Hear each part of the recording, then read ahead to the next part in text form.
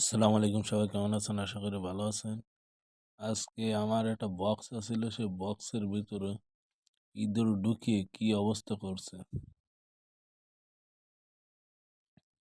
ইঁদুরগুলো, আমি রাত তখন 1টা বাজে, হঠাৎ করে আমার এই ইঁদুরে কসকস করে করতেছে বক্সের ভিতরে, হঠাৎ করে ঘুম ভেঙে গেছে। তখন দেখি, আমি বলতেছি কার ভিতরে এত ইঁদুর ডাকে, পরে দেখে বক্সের ভিতরে ইঁদুর। ওই যে দেখতে পাচ্ছেন ইঁদুর, আর এই যে বক্সের ভিতরে কি ময়লা করছে, এই যে ইঁদুর 3টা না 4টা বাচ্চা ছিল ওর ভিতরে দেখি।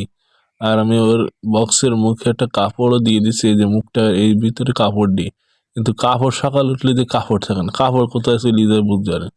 পরে আজকে দেখি ইডির ভিতরে ইঁদুর কড়া কি সুন্দরভাবে করছে। পরে লাস্টে ওই ইঁদুর কড়া আমি বের করে অন্যত্র ছেড়ে দিয়ে আসছিলাম, যেহেতু এটা জীব হত্যা মহাপাপ।